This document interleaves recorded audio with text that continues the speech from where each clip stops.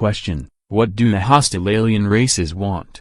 Answer: various raw materials, including copper for their technology, your water, or better the hydrogen in your water, which is a source of energy in advanced fusion processes, and certain chemical elements in your air. Furthermore, 2 of the species are also interested in your body, in your human tissue and blood, because their own genetic structure is defect through bad evolution and radiation, as far as we know, and they need intact strings from your kind and from animals to repair their own genetic again and again, but they are not really able to repair the defects completely because their DNA and your DNA is not fully compatible. My own species is absolutely incompatible with them, so they are not very interested in us, and they try to make more compatible crossbreeds between you and them by use of artificial fertilizations and artificial wombs. We suppose that the coming war between the 3 races or between you and one or all of them will be fought for raw material,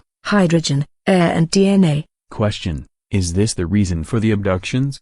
Answer: partly, especially when the aliens took egg and sperm samples from you.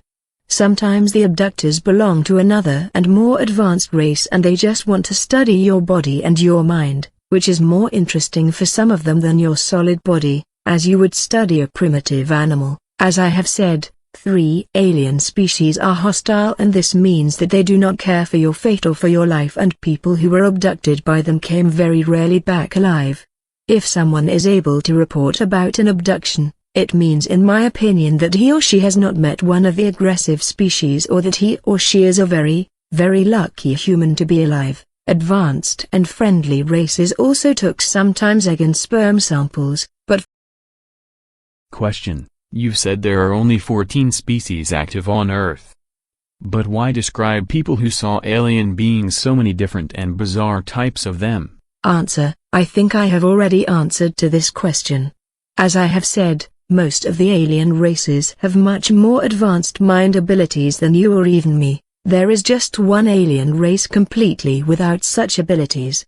They are able to appear in your mind and memory as whatever they want, and this induced image has nothing to do with their real appearance. You remember them as normal humans or grey dwarfs or even extremely bizarre animals because they want you to remember that, or sometimes they want you to completely forget anything about a meeting with them. Another example, you can for example remember that you were just in a normal of your human hospitals and that some doctors were examining you, and you think not further about what have happened to you. Maybe till you discover that there is no hospital in the street where you supposed it, but in fact you were examined by them in one of their laboratories.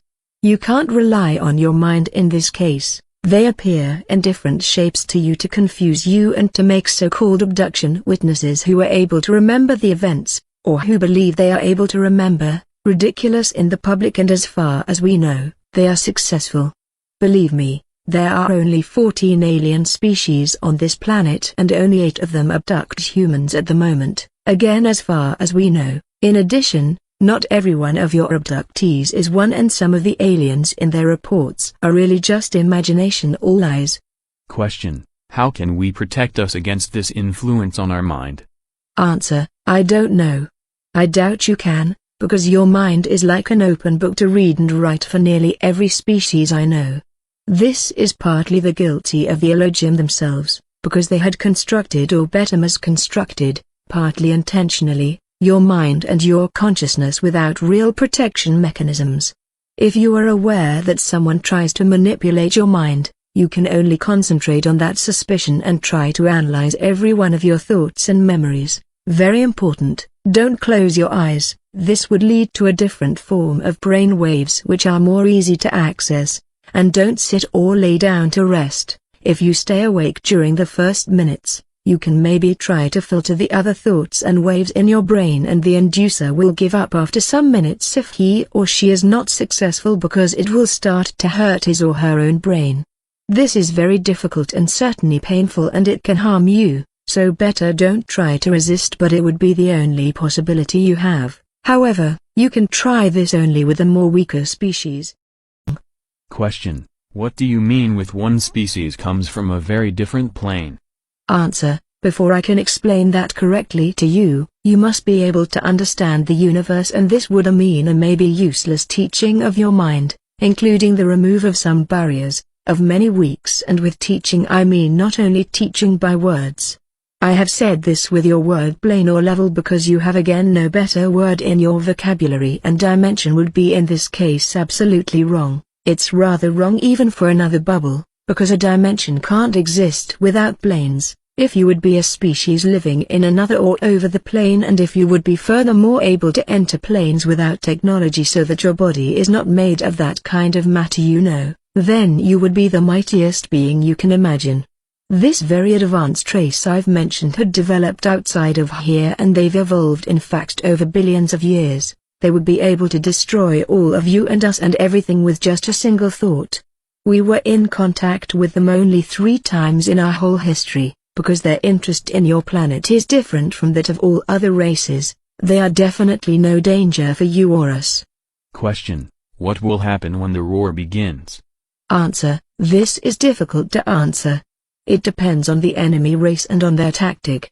War is not always that primitive thing you humans mean with the word. War can be fought on various levels. One possibility they have is the destruction of your social system by influence on political leaders. Another is the use of advanced weapon systems, which can cause earthquakes or volcanic eruptions or other disasters, including weather disasters, which may seem natural to you. The special fields from copper fusion I've mentioned earlier are able to have an influence on your global weather. I think they will not attack the planet directly before the human civilization is weak, because even you have possibilities to destroy their craft, but not many. Let me say that we are not absolutely sure if there will be really such a hot war already in the next years. I don't want to talk further about this,